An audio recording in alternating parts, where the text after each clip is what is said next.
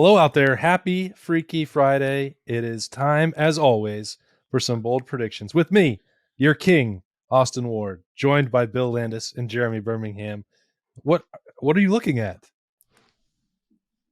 I was just looking in a different direction because every time you say that you're our king, I feel compelled to vomit, and so I have to take my mind off of it and put it on something else. Okay, great. 30 seconds in, and I'm already terrified of the soundboard because we're not doing bold predictions together. Going to be real fun. We have a full breakdown coming with our spiciest takes on Ohio State and Rutgers Saturday in the Horseshoe, 3:30 afternoon kickoff. We'll have a special guest. Ohio State men's soccer plays Rutgers as well this weekend, the number 11 team in the country. That is Friday night at 7 p.m. Don't miss that one.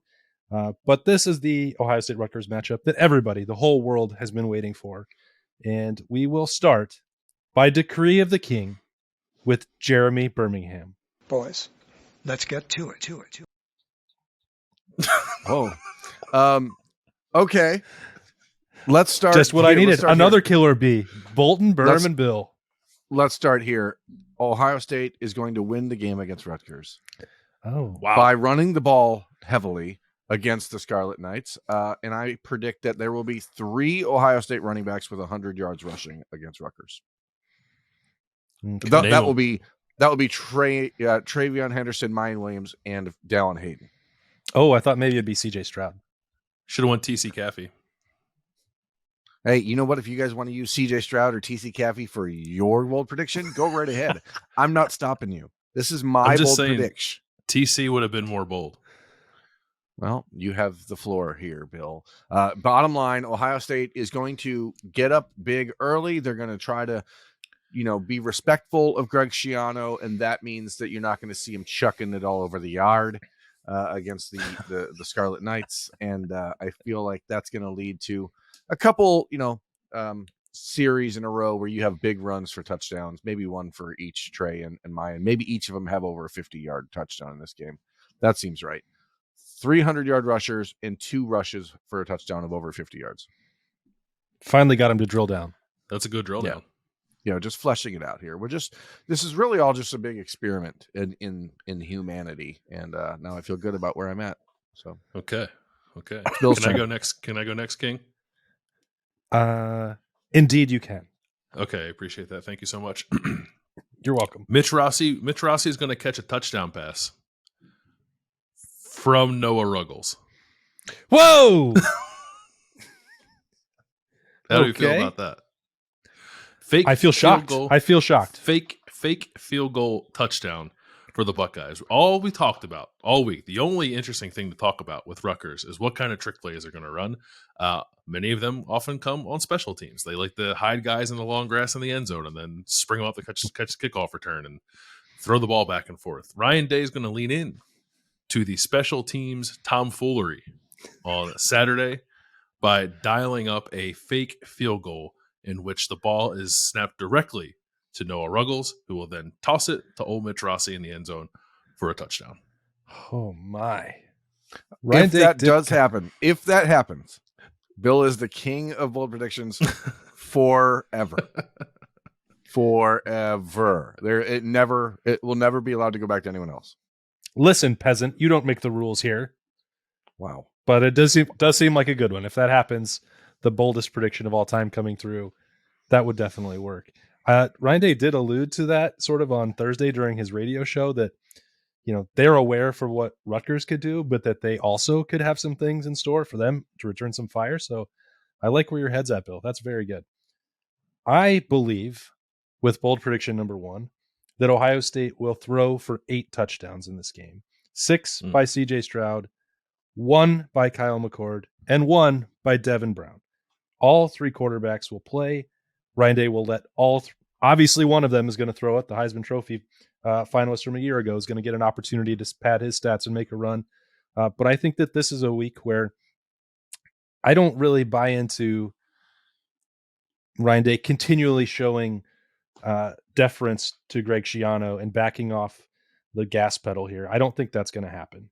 I think that if you're going to show competitive stamina and competitive excellence, then you need to do that for 4 quarters. And the sign that I took from another sign I took from Ryan Day's radio show on Thursday was jumping all over the guys who gave up the late touchdown run to Braylon Allen that, hey, it wasn't practice. And when you're out on the field, you're expected to make plays. And if that is also true, then for the offense, they need to run the entire playbook and let the backup quarterbacks throw it. And I believe that they will. I hope you're right. I mean, that's what I've said multiple times. Like if the game is going on, play ball. Like don't go out there and half-ass your way through anything, because that's when you have sloppy plays like the 75-yard touchdown run. That's when you get dumb injuries happening. So I hope you're right. In this case, I will not bow to you. I will not call you king, but I will say I hope you're correct. Sloppiness. Shouldn't have had such a sloppy prediction, Berm.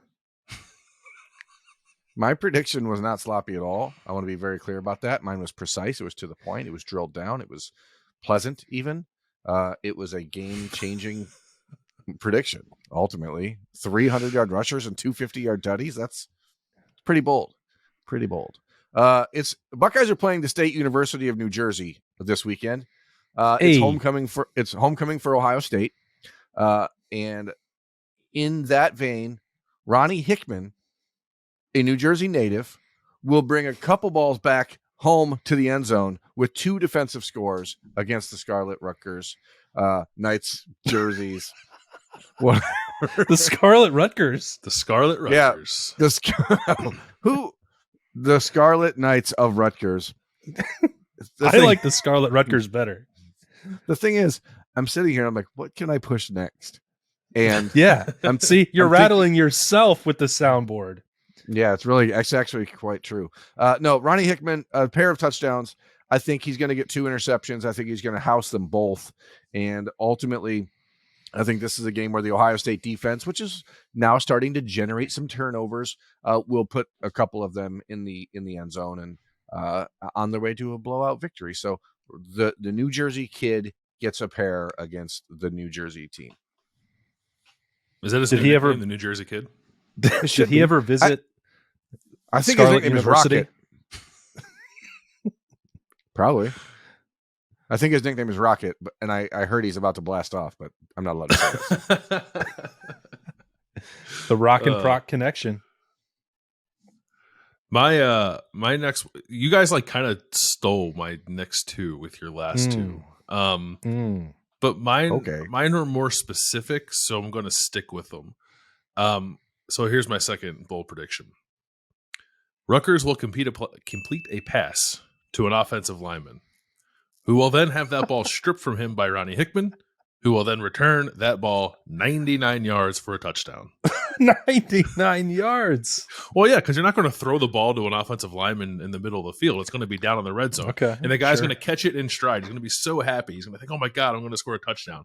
And then Rocket's going to snatch that thing right out of his hands and run it back the other way 99 yards for a score. Okay, Bill, I have questions. First of them is this. I have been drinking. That was assumed. In the long history of offensive linemen catching touchdown passes, how many of those, and I know you chart this stuff because you're a nerd, how many times has that ever happened where the offensive lineman wasn't in the end zone when he caught the ball? Like, I don't think there's many times when it's like a screen pass to the offensive lineman. So is that what you're thinking? Because otherwise happened. Didn't we see that against Ohio State? I said not many times. So I mean, but it has. I get what you're saying. I think you're right. I think usually they're just standing by themselves in the end zone, similar to the way that Kate Stover was last week on that one touchdown pass from CJ Stroud. But on this play in particular, it's a lineman screen that he has to catch it. He's going to catch it on like the 3 and think like, oh man, I'm walking in for a touchdown, and then Rocket's going to come in out of nowhere and take it from him. Are we allowed to like edit each other's predictions? Because here's what I think is going to happen in this hypothetical play. You already are the ones that told us to leave you alone. The quarterback is going to change the rules just because you don't like how I'm doing it. The quarterback is going to throw the ball to the offensive lineman, but it's going to be a backwards pass, and the lineman will not catch it. And Ronnie Hickman will pick it up and run it back 97 yards for a touchdown. Oh, wow. Whose prediction is this? It's now 2 against 1, Austin. Yeah, that's a double dip. That's a double ding dong. 2 guys combining on one prediction. Do you have anything you'd like to add, King? No, I'm not going to edit anyone's predictions. I was chastised Revolt, for that revolt, revolt. by you. Yeah. This is the end of your The reign. club will be going up on a Saturday. Denzel Oh Burke my God. Oh my will God. play and make an interception and return it to the house against Rutgers. A one-handed clubbed interception that covers 57 yards midway through the second quarter. Ohio State defensive touchdown. Denzel Burke. Take it to the bank. Bold prediction done. We're going to take a break. We're going to regroup. We're going to talk to the Ohio State men's soccer team ahead of their game on Saturday night for Hispanic Heritage Night. So there will be some actual serious stuff in there, and then we'll come back and get weird again. All right, everybody, as we do every week on Freaky Friday for the Podcast Daily, we are taking a look elsewhere on campus. And if one Ohio State Rutgers game this weekend isn't enough for you, you can get a second one. You get it started actually on Friday night, 7 p.m., Jesse Owens Memorial Stadium. The number 11 Buckeyes hosting the Scarlet Knights in a Big Ten soccer match. And it's also going to be Hispanic Heritage Night. I've got a lot of ground to cover, but the Buckeyes are playing extremely well, confidently, rising the rankings. And Anthony Samways has been a big part of that. And the sophomore is joining us this morning. Anthony, thanks for the time. Thank you for having me. Yeah, it's going to be a big game tomorrow night. We're looking forward to it, and the boys are ready for sure. And Hispanic Heritage Month makes it even better. Yeah, just for starters, I mean, tell me why that's important to you. I know that there's a lot of ties in your family, a lot of maybe football blood that flows through you. It's probably been part of your life forever. Tell us why that's maybe special for you. Yeah, it's a big part of my life. I think it has a lot to do with my passion for soccer. My mom is Venezuelan, Colombian. My dad's Cuban, Brazilian. So I get a lot of that passion from them. We enjoy watching soccer together. We enjoy play together. So it's been nice to bond over that for sure. When did they first put a soccer ball at your feet? I was very young. I come from a family of 5 brothers and 1 sister. My older brother, Michael, he started playing from a very young age, and I'm the second oldest, so I just followed him. Yeah. With all of those, all that blood, all that nationality floating around in the World Cup coming, like who are the actual teams that which country is supported heading into the World Cup in that family? I mean, we have a lot of teams that we can root for. Okay. Some of us are on one side, some of us are on the other. But for me and the majority of my family, we're rooting for Brazil. Okay. We enjoyed watching them in the 2018 World Cup, but I think they fell short, and even in the 2014 World Cup. So we're looking forward to them coming out for this year. That seems a lot easier than being a United States supporter like I am and constantly being disappointed. But I adopted Brazil as my second team. I obviously don't have that blood, but we went for 2014 to the World Cup, my wife and I, and the country was beautiful and we had a great time. So if the United States can't win it, which they won't, then I hope that Brazil goes on a run. Yeah, that'd be great. All right. So the Buckeyes are in the midst of their own push here. Anthony, you've got 3 assists already. You lead the team, taking a ton of corner kicks. What's going right for this attack and some of these set pieces for the Buckeyes? I mean, set pieces is a huge part of the game, both going forward and on defense as well. So we really like to cue in on box defending and just both sides of the box. So I think we've taken advantage of our corner kicks. But yeah, I mean, from the back to the front, where all the boys are buzzing, we're really solid defensively and offensively. We just got to make sure we keep putting in those goals. The last couple of games, we struggled with that, but we've been training hard, and I think we're ready for Rutgers and to put in a couple goals. What's the key to delivering a good corner kick ball? I like to whip it in and get in there as fast as possible, so then the keeper can't just jump up and grab it. But I think the main thing is just hitting it consistently every time, hitting in the same spot with the same confidence, and I think that'll do the trick.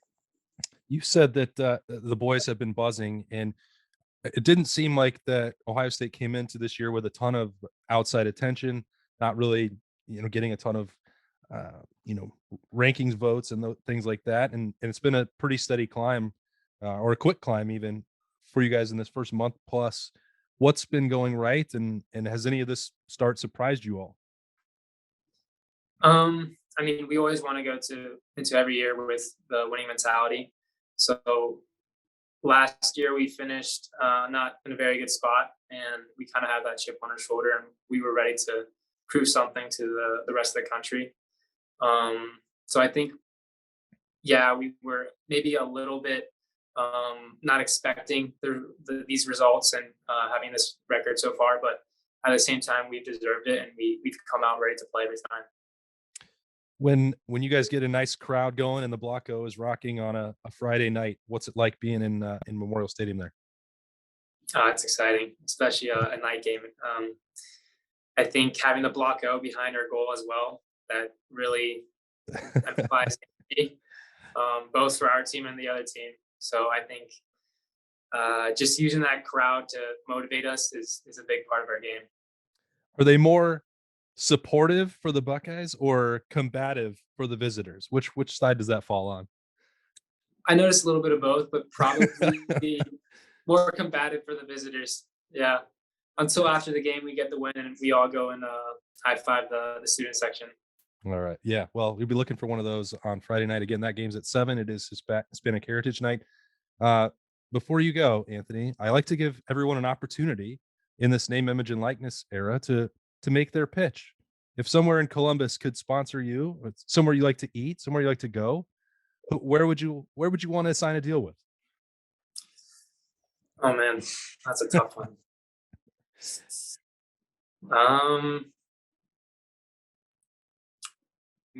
mean, Nike is always a good choice. Aim high. There we go. Yeah. Yeah, I mean, I guess Nike. I really like their clothing, their boots. I think it fits my game well, so I'll go with that. I love that. You don't even have to settle for Buckeye donuts or something. I think that's what we heard a couple weeks ago from the soccer team. You're going for the moon. I love that. For sure. Yeah. Aim high. Perfect. Well, maybe they'll see that with some corner kicks and some assists on Friday night. Again, Ohio State hosts Rutgers, the first of 2 matchups this weekend. The first one will be on the soccer field.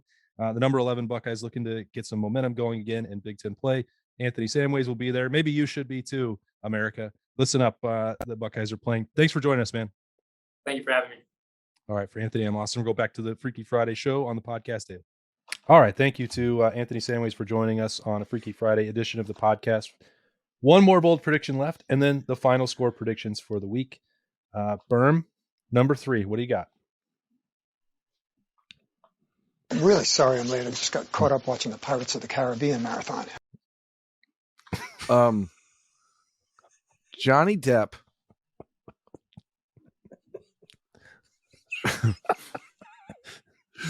What does he have to do with this? I was just thinking about how he's adept at acting, and Ohio State needs to get more adept at pass rushing and sacking the quarterback. And I think how long did you script this? Boy, that was a long journey to get to that one. He thought this was so clever.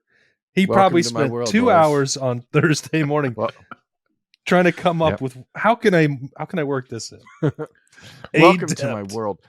Here's the real deal. Sacks don't matter that much. Bill, you wrote about that earlier this week at ohiostate.rivals.com. But they matter to the guys who are this close to getting them, right? They matter to those guys. They know they're affecting the play. They know they're causing chaos. They know they're hurrying the quarterback, but they still want to get home and get the sack. And I think this weekend you're going to see Ohio State do that. Rutgers, their offense is certainly going to try to counter that with quick passes and draws and that kind of stuff where you take advantage of Ohio State's enthusiasm. But I think this is the week we're going to see the Ohio State defensive linemen really make hay. And I'm going to say 5 sacks for Ohio State, 3 of them by JT Tuimoloau. With the other 5 2? Sacks. Well, that's going to be Michael Hall with 1 and Tyleek Williams with 1. Okay. Before I make you heard it here first. Before I make my final prediction, Berm, I have a request of you, and it is to take this video and please isolate the sound of Austin saying the club will be going up on a Saturday night so that we have that to include in the drops from now on. I've already done that. Thank you. Yeah, Thank you that's so already much. I agree that Kyle McCord and Devin Brown will both be throwing touchdown passes in this game, and each of them will be throwing their touchdown passes to Caleb Brown. Each of them. Yes. So 2 touchdowns for Caleb Brown. We've weirdly not seen much of the freshman receivers, even in garbage time when they've had the opportunity to put them out there, and 2 of them weren't dressed last week.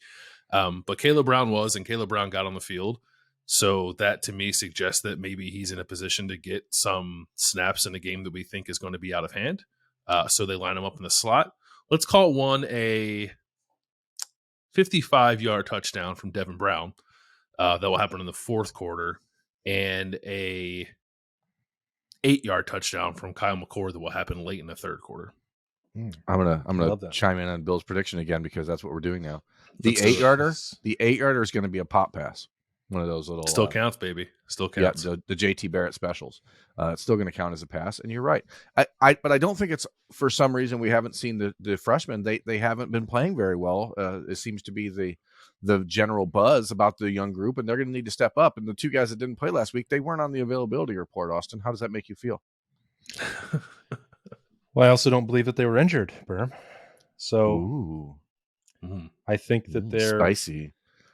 I put a caveat at the end, and of every availability report that I've ever done since Ohio State did this, I said, well, the Buckeyes don't differentiate between injuries or possible disciplinary matters. And then it was pointed out to me that if they were disciplinary matters, they wouldn't put them on the availability report. Strange. Thought the whole point was you're just going to give the roster as it was meant to be. So I don't know. I don't know, Berm. I don't know. Just very suspicious, don't you think?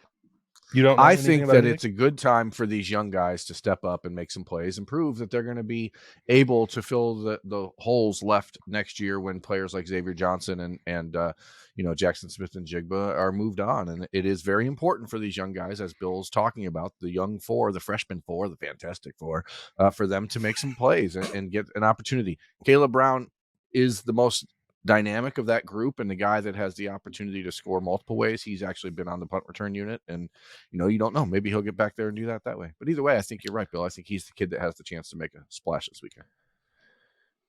To both of your points, Brian Hartline coaches these newcomers extremely hard in that first year. That extends to whether you're Garrett Wilson, whether you're Jackson Smith and Jigba, anybody else. They come in with super lofty recruiting rankings and all the expectations, and think they're going to crack that mix right away, no matter how many great Ohio State receivers already in that room. And sometimes that dose of reality comes pretty early with Brian Hartline keeping them in check and letting them know that it's going to take a long time to develop, a long time before he trusts them to go in these games. And I think that you're seeing some of that transpire with this freshman class right now. And it doesn't mean anything for their future, again, because I said this has happened multiple times before, and with a lot of other great wide receivers that have come before them at Ohio State. But that's, I think, the situation in the first month of the season. Remember when Michael Thomas redshirted his sophomore year? That was wild. That's not hard coaching. That's just, but it's still interesting. That's something I don't know. What's your final BP? Your bold prediction? Bold predict. Final bold predict is that of the 8 passing touchdowns, half of them will go to the Ohio State tight end room. 2 now we're just will getting go to crazy.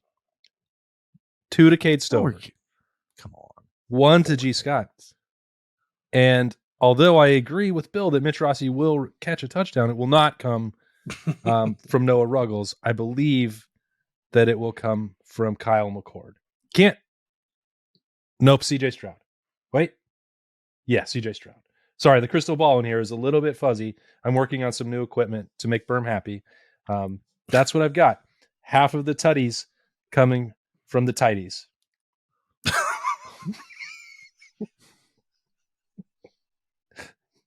You got a soundboard for that, bud? That's what I thought. We don't need it. We make our own magic. Look, I get that we're playing a game here, that we're playing bold predictions. The idea is to be weird and to say things that no one believes will happen. I do believe that will happen. That's not so.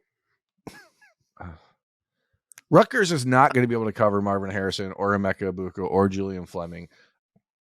The Buckeyes are going to score long touchdowns on Saturday. And so I just don't see a scenario where you're going to get 4 touchdowns of more than 25 yards from the tight ends. It's just my feeling. Like, that doesn't seem likely. Okay.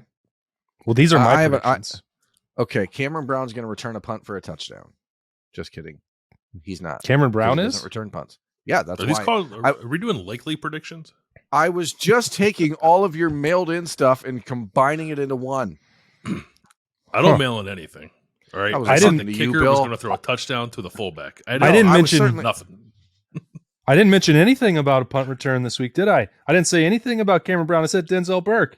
Yeah, because you know what do you Cam want Brown's from me? Play. Oh, you're mailing it in. You're not bringing new material, and then I do it, and you criticize me because you know who Cam are Brown's you? Not going to play. I will stand up against this evil regime as long as I possibly can. You will have to strike me down. I will. What's the score going to be on Saturday? You tell us. You're supposed to go first, bud. Ohio State's going to win. 63. You already said that. 14. 63 to 14. That is my exact score that I have it written down right here. 63. Rutgers will return Prove a kick it. for a Let's touchdown. I don't know how to do that. Just pick. Oh, wait, you can't just pick. You can't pick up a piece of paper. He said you wrote it down. I did. Hold on. As I projected or I have predicted on Monday. app. Can you see it? 63 to 14. Oh, it's right there at the bottom. He's got all his bold predicts in there. As I predicted Monday, Rutgers will return a kickoff for a touchdown against Ohio State. That will be one of their scores. But 63-14, a nice casual Saturday. Ohio State, Bed Bath & Beyond. We don't know if they'll have time, but they'll have a nice little Saturday planned. That's the way I see it. Happy birthday. You didn't have that drop saved? No. What do I look like? Some sort of freak? I don't know. Maybe. Ohio State 101. Rutgers 3 will be the final score. Bill, what's your score prediction? 63. He just showed it to you. You're not. Do you remember his notes app? On mine? No, this is sort of like this You're is sort of the guy. unification. This is sort of the unification of the B's versus the A whole scoring prediction over here is wild, isn't it? Your whole you sure about that? Is wild. What's you your sure real about score that? prediction? What's your real score prediction, Austin? Stop playing this game. We're not a bunch of morons. No one believes that they're going to win 101-3. Give us 84-3. 84-3. Are you happy now? I said 94-0 earlier in the week. I'm backed off. I have a lot of respect for Greg Schiano's mentality. He's coming here to win the game. Do you truly believe Ohio State's going to score 84 points on Saturday? Yes, I do think that they can and will.